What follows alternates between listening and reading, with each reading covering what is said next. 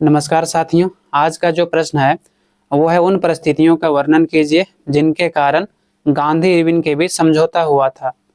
ये जो क्वेश्चन है काफ़ी इंपॉर्टेंट क्वेश्चन है जो एग्जाम में पूछे जाने की पूरी संभावना है।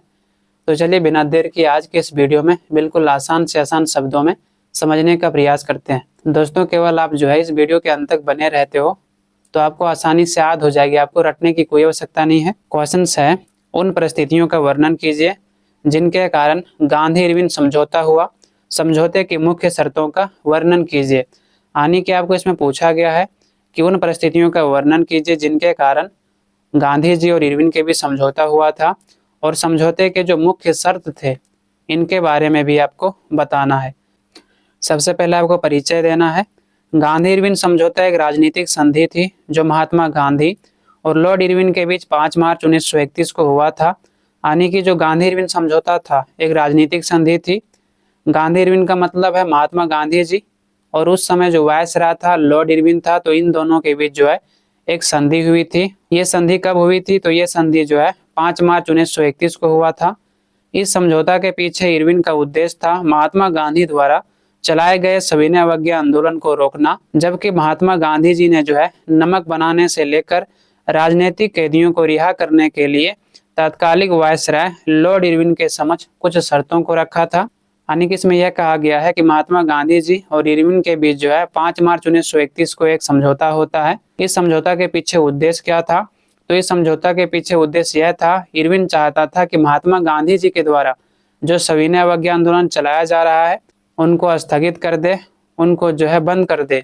जबकि महात्मा गांधी जी का उद्देश्य था सविनय अवज्ञा आंदोलन के दौरान जितने भी जो है राजनीतिक कैदियों को गिरफ्तार किया था उनको रिहा कर दे। इसके अलावा महात्मा गांधी जी चाहते थे कि नमक बनाने के जो कानून है उस कानून को समाप्त कर दिया जाए और जो टैक्स लिया जाता है ब्रिटिश सरकार के द्वारा नमक बनाने के लिए उस टैक्स को भी समाप्त कर दे।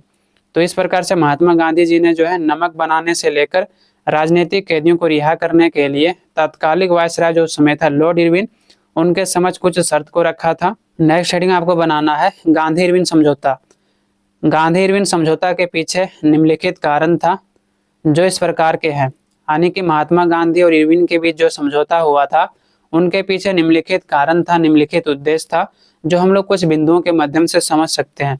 सबसे पहले हम लोग जानते हैं कि गांधी इरविन समझौता की पृष्ठभूमि क्या था।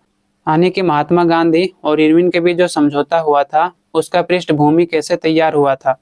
गांधी इरविन समझौता 1930 के सविनय अवज्ञा आंदोलन के दौरान हुआ जिसका नेतृत्व महात्मा गांधी जी ने किया था। यानी कि गांधी और इरविन के बीच समझौता कब हुआ था? 1930 में, जब महात्मा गांधी जी के द्वारा सविनय अवज्ञा आंदोलन चलाया गया। तो सविनय अवज्ञा आंदोलन को स्थगित करने के उद्देश्य से लॉर्ड इरविन ने जो है गांधी जी से समझौता करने का प्रयास किया। इसका उद्देश्य क्या था? तो ब्रिटिश शासन का अहिंसक रूप से विरोध प्रदर्शन करना। इसके लिए महात्मा गांधी जी के द्वारा निम्नलिखित कदम उठाए गए। यानी कि महात्मा गांधी जी के द्वारा 1930 में सविनय अवज्ञा आंदोलन चलाया गया था। सविनय अवज्ञा आंदोलन चलाने के पीछे महात्मा गांधी जी का उद्देश्य क्या था? महात्मा गांधी जी का उद्देश्य था ब्रिटिश शासन के खिलाफ अहिंसक रूप से जो है विरोध किया जाए, धरना प्रदर्शन किया जाए। यही कारण है कि महात्मा गांधी जी ने 1930 के दौरान सविनय अवज्ञा आंदोलन चलाया था। उसके बाद नेक्स्ट पॉइंट बनाना है आपको नमक मार्च या दांडी मार्च।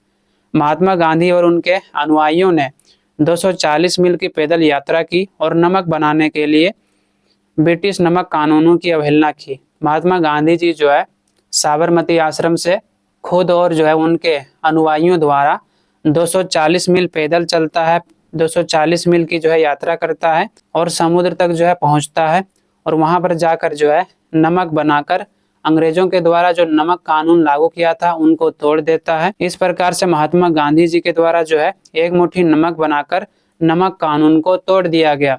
महात्मा गांधी जी सहित जो है उनके कई अनुयायी समुद्र तक पहुंचे और वहां पर जाने के बाद अंग्रेजों के द्वारा जो नमक के प्रति टैक्स लिया जा रहा था, जो कानून बनाया गया था, उस कानून को तोड़ दिया गया।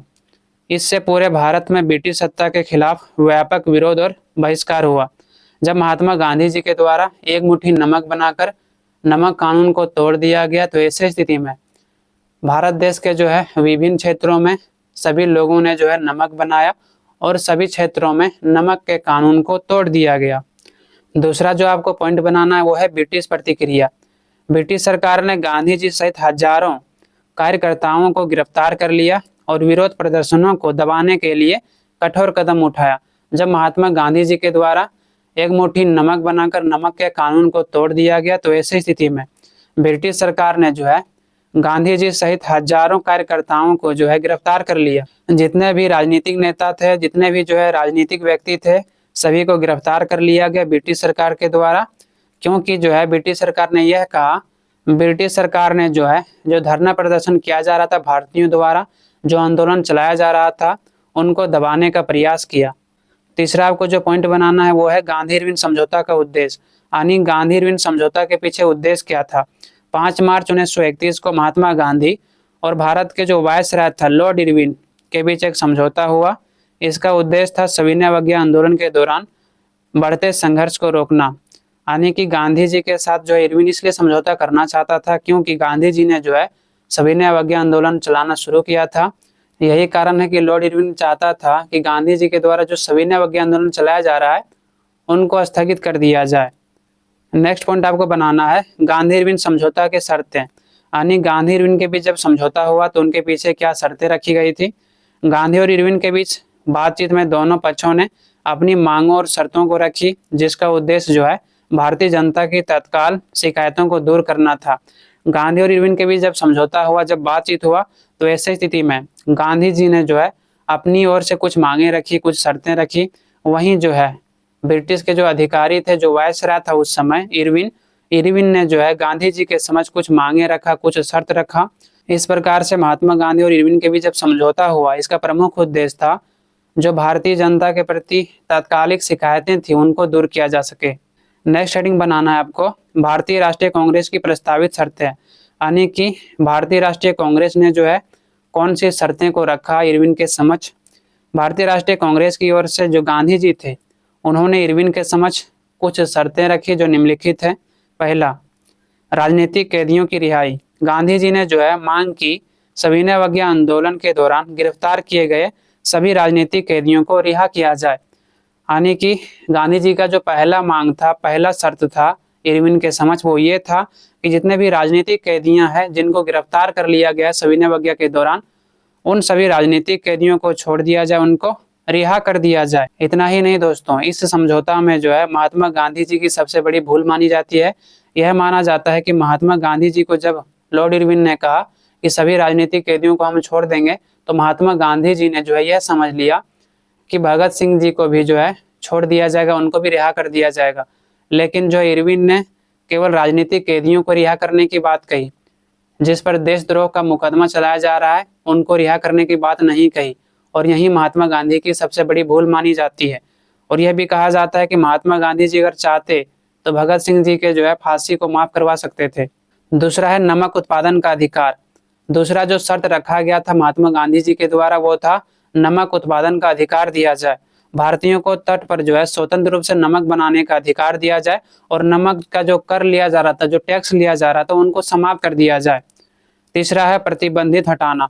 सभी दमनकारी कानून, अध्यादेश और प्रतिबंध हटा दिया जाए जिसमें भाषण, प्रेस और सभा की जो है स्वतंत्रता शामिल थी। महात्मा गांधी जी ने जो है जो तीसरा शर्त रखा इरविन के समझ, वो ये था कि जितने भी प्रकार के कानून लागू किया गया है जिससे भारतीयों पर अत्याचार किया जा रहा है, भारतीयों का शोषण किया जा रहा है, उन सभी दमनकारी कानून को समाप्त कर दिया जाए। इतना ही नहीं दोस्तों, भाषण, प्रेस और सभा की जो है स्वतंत्रता की मांग की महात्मा गांधी जी ने। क्योंकि आप सभी को पता होगा कि ना ही भाषण देने की आज़ादी थी भारतीयों को, ना ही कोई भी जो है प्रेस को प्रकाशन करने की स्वतंत्रता थी। तो इन सभी स्वतंत्रता की मांग की महात्मा गांधी जी ने। चौथा है जब्त संपत्ति की वापसी। कांग्रेस ने मांग की कि सविनय अवज्ञा आंदोलन के दौरान जब्त की गई भूमि और संपत्तियां वापस की जाए। महात्मा गांधी जी का जो चौथा मांगे थी वो ये था कि जब सविनय अवज्ञा आंदोलन चलाया जा रहा था महात्मा गांधी जी के द्वारा, उस दौरान जो है ब्रिटिश सरकार द्वारा बहुत सारे किसानों की संपत्ति को जब्त कर लिया गया, बहुत सारे मजदूरों की संपत्ति को जब्त कर लिया गया। तो ऐसी स्थिति में जो है महात्मा गांधी जी का यही मांग था कि आपने जो हमारी संपत्ति को जब्त कर लिया है वह संपत्ति को आप वापस कर दो। और महात्मा गांधी जी का पांचवा जो शर्त था वो ये था कांग्रेस को मान्यता देना। भारतीय राष्ट्रीय कांग्रेस को एक वैध राजनीतिक दल के रूप में औपचारिक मान्यता दी जाए। यानी कि जो भारतीय राष्ट्रीय कांग्रेस है उनको जो है एक वैध राजनीतिक दल मान लिया जाए। क्योंकि दोस्तों भारतीय राष्ट्रीय कांग्रेस द्वारा अगर कोई भी विधि बनाया जाता था तो ऐसे स्थिति में जो है ब्रिटिश सरकार द्वारा उनके विधि को ही रद्द कर दिया जाता था, उनको मान्यता ही नहीं दिया जाता था। वही महात्मा गांधी जी का कहना था कि भारतीय राष्ट्रीय कांग्रेस को जो है एक वैध राजनीतिक दल मान लिया जाए और जो कानून व्यवस्था बनाई जाएगी कांग्रेस के द्वारा उनको भी मान्यता दिया जाए। नेक्स्ट हेडिंग आपको बनाना है ब्रिटिश सरकार द्वारा प्रस्तावित शर्त, यानी कि इरविन का जो है क्या शर्त था। वायसराय लॉर्ड इरविन ने ब्रिटिश सरकार की ओर से गांधी जी के समझ निम्नलिखित शर्त रखा। एक तरफ गांधी जी ने जो है इरविन के समझ कुछ शर्तें को रखी। इरविन ने कहा कि हम आपके शर्तों को मान लेंगे, लेकिन मेरा भी कुछ शर्त है और अगर आप मेरी शर्त को मानोगे तभी मैं आपके शर्त को मानूंगा। और ब्रिटिश सरकार की ओर से जो है लॉर्ड इरविन ने क्या शर्त रखा था। पहला था सविनय अवज्ञा का निलंबन, यानी ब्रिटिश सरकार ने आंदोलन को रोकने और ब्रिटिश शासन के खिलाफ सभी विरोध बंद करने को कहा। लॉर्ड इरविन ने जो है महात्मा गांधी जी से कहा कि जो आंदोलन आपने चलाया सविनय अवज्ञा आंदोलन, उसको स्थगित कर दिया जाए और ब्रिटिश शासन के खिलाफ जितने भी विरोध प्रदर्शन हो रहा है उन सभी विरोध प्रदर्शन को समाप्त कर दिया जाए। दूसरा है गोलमेज सम्मेलनों में भागीदारी। लॉर्ड इरविन ने कांग्रेस को लंदन में होने वाले सम्मेलन में शामिल होने का निमंत्रण दिया जहां संवैधानिक सुधारों पर चर्चा होनी थी। लॉर्ड इरविन ने यह कहा कि जो है ब्रिटेन में द्वितीय गोलमेज सम्मेलन होने वाला है, ऐसे में गांधी जी आप उसमें भाग लीजिए और वहां भाग लेने से आपको लाभ ये होगा कि आप वहां पर जो है हमारी सरकार के समक्ष संवैधानिक सुधारों की मांग कर सकोगे। इस प्रकार से गोलमेज सम्मेलन में जो है भागीदारी लेने के लिए लॉर्ड इरविन ने गांधी जी से कहा। तीसरी जो मांगे थी वो था ब्रिटिश अधिकारियों के साथ सहयोग करना। ब्रिटिश सरकार ने जो है कांग्रेस से कानून व्यवस्था बनाए रखने और आंदोलन को शांतिपूर्ण बनाए रखने में सहयोग की मांग की। ब्रिटिश अधिकारियों के साथ सहयोग का मतलब ये है कि ब्रिटिश सरकार चाहता था कि कांग्रेस जो है सविनय अवज्ञा आंदोलन को स्थगित कर दे और इतना ही नहीं, जो कानून व्यवस्था बनाया गया है अंग्रेजों के द्वारा वह कानून व्यवस्था को बनाए रखा जाए और जो महात्मा गांधी जी के द्वारा सविनय अवज्ञा आंदोलन चलाया जा रहा था उनको समाप्त करने का भी प्रावधान रखा था लॉर्ड इरविन ने गांधी के समक्ष। अब हम लोग देखते हैं कि जो है इरविन के द्वारा गांधी जी के मांगे स्वीकार, यानी कि इरविन ने गांधी जी के किन किन मांगों को स्वीकार किया और किन मांगों को अस्वीकार कर दिया। पहला है ब्रिटिश सरकार ने जो है सविनय अवज्ञा आंदोलन के दौरान गिरफ्तार किए गए अधिकांश राजनीतिक कैदियों को रिहा करने की सहमति दी, यानी कि ब्रिटिश सरकार ने इरविन ने सविनय अवज्ञा आंदोलन के दौरान जितने भी लोगों को गिरफ्तार किया था उन सभी को रिहा करने के लिए तैयार हो गया, लेकिन जिस पर राजद्रोह का मुकदमा चल रहा था उसको जो है रिहा करने की बात इन्होंने नहीं मानी, उन्हें अस्वीकार कर दिया।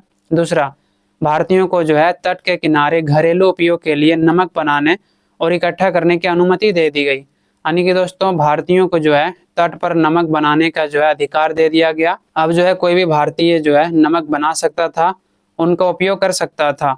तीसरा जो है वो है कुछ दमनकारी कानूनों और प्रतिबंधों को हटाने पर सहमति जताई गई जिससे अधिक स्वतंत्रता मिली, यानी कि दोस्तों ब्रिटिश सरकार के द्वारा बहुत सारे ऐसे कानून लागू किया गया था जो भारतीयों का शोषण कर रहा था, जो भारतीयों पर अत्याचार कर रहा था। यही कारण है कि जो कुछ दमनकारी कानून था उन पर जो प्रतिबंध लगा दिया गया था उनको हटाने के लिए लॉर्ड इरविन ने सहमति जताई। यही कारण है कि इससे जो है भारतीयों को अधिक स्वतंत्रता मिली। और चौथा है गांधी जी जो है द्वितीय गोलमेज सम्मेलन में कांग्रेस के प्रतिनिधि के रूप में भाग लेने के लिए सहमत हुए। जब लॉर्ड इरविन ने गांधी जी के सभी मांगों को स्वीकार कर लिया तो ऐसे स्थिति में जो है गांधी जी द्वितीय गोलमेज सम्मेलन में भाग लेने के लिए तैयार हो गए। और कांग्रेस की ओर से प्रतिनिधि कौन किए थे? गांधी जी ने किए थे। तो इस प्रकार से द्वितीय गोलमेज सम्मेलन जब लंदन में आयोजित हुआ तो इस गोलमेज सम्मेलन में महात्मा गांधी जी ने जो है भाग लिया था। और फिर अंत में है इरविन के द्वारा गांधी जी के कुछ मांगे अस्वीकार कर दिया, यानी कि लॉर्ड इरविन ने जो है महात्मा गांधी जी के सभी मांगों को स्वीकार नहीं किया, बहुत सारे मांगों को अस्वीकार कर दिया। जैसे कि पहला है नमक कर समाप्त नहीं किया गया, सिर्फ नमक उत्पादन का अधिकार दिया गया, यानी कि जो नमक का टैक्स लिया जा रहा था अंग्रेजों के द्वारा वह टैक्स समाप्त नहीं किया, केवल यह अधिकार दिया कि कोई भी जो है भारतीय नमक को बना सकता है, उनका उत्पादन कर सकता है। दूसरा है सभी जब्त संपत्ति वापस नहीं की गई, यानी कि सविनय अवज्ञा आंदोलन के दौरान ब्रिटिश सरकार के द्वारा जो किसानों, गरीबों या मजदूरों के संपत्ति को जब्त कर लिया गया था सभी संपत्ति को जो है उन्होंने वापस नहीं किया। तीसरा, कांग्रेस को एक मात्र प्रतिनिधि के रूप में मान्यता नहीं दी। कांग्रेस जो राजनीतिक दल था उस समय उसको एक मात्र प्रतिनिधि के रूप में मान्यता नहीं दी और जब चाहे अंग्रेज उस पर जो है प्रतिबंध लगा देता था, जब चाहे कांग्रेस के कानून व्यवस्था को जो है रद्द कर देता था। चौथा है तत्काल संवैधानिक सुधार की मांग स्वीकार नहीं की गई। तत्कालिक संविधान की जो मांग महात्मा गांधी जी के द्वारा किया गया था, उनको जो है लॉर्ड इरविन ने स्वीकार नहीं किया। इस प्रकार से महात्मा गांधी जी के जो है बहुत सारे शर्तों को इरविन ने स्वीकार नहीं किया बल्कि अस्वीकार कर दिया। इस प्रकार से यहाँ पर समाप्त होता है। आई होप आप सभी को समझ में आया होगा। आपको अगर इस वीडियो से थोड़ी सी भी सहायता मिली हो तो कृपया करके एक लाइक और सब्सक्राइब करना ना भूलें दोस्तों, क्योंकि आपके एक लाइक और सब्सक्राइब से मुझे नेक्स्ट वीडियो बनाने के लिए मोटिवेशन मिलता है और मैं आप लोगों के लिए बेस्ट से बेस्ट वीडियो बना पाता हूँ। दोस्तों जैसे कि मैंने आपको बताया था, हिस्ट्री मेजर पेपर 8 में जो है कुछ VVI क्वेश्चंस, और ये भी कहा था कि ये सारे प्रश्न आने की पूरी संभावना है। तो जो है इन सभी प्रश्नों को आपको करके ही जाना है। जैसे कि खिलाफत आंदोलन के बारे में हमने आपको बताया है, रोलेक्ट एक्ट, असहयोग आंदोलन, 1930 के सविनय अवज्ञा आंदोलन और 1942 के भारत छोड़ो आंदोलन। ये जो क्वेश्चंस है 100% आने की संभावना है दोस्तों। तो आपको जो है ये प्रश्न बिल्कुल ही नहीं छोड़ना है। ये प्रश्न जो हर हालत में आपको करके ही जाना है। इसके अलावा छठा क्वेश्चन और सातवां क्वेश्चन भी हमने आपको करवा दिया है, और ये क्वेश्चंस भी एग्जाम में प्रत्येक साल पूछा जाता है। तो आपको जो है इन सभी प्रश्नों को करके ही जाना है अगर आप अच्छे मार्क्स लाना चाहते हो, अगर आप एग्जाम में प्रमोट नहीं होना चाहते हो तो। इस प्रकार से जो है दोस्तों जितने क्वेश्चंस करवाना था हमने जो है आपको सभी VVI क्वेश्चंस करवा दिया। इस प्रकार से आपका सिलेबस कंप्लीट होता है। आप लोग जो है इसको तैयारी करके जाएं और अच्छे से एग्जाम दें। इस प्रकार से यहाँ पर समाप्त होता है। आप लोगों से जो हम नेक्स्ट सेमेस्टर मिलते हैं, यानी सेमेस्टर 5 में आप लोगों से मिलते हैं, और वहाँ पर जो है आपको सेमेस्टर 5 के सभी सिलेबस करवाए जाएंगे समय से पहले। तो आपने अगर अभी तक सब्सक्राइब नहीं किया है तो ज़रूर सब्सक्राइब कर लें, ताकि जब सेमेस्टर 5 में वीडियो आप लोगों के लिए बनाया जाएगा तो आपको जो है नोटिफिकेशन चला जाएगा। इस प्रकार से यहाँ पर समाप्त होता है। आप लोगों से सेमेस्टर 5 में मिलते हैं और वहाँ पर जो है आपको समय से पहले सिलेबस कंप्लीट करवाया जाएगा। धन्यवाद।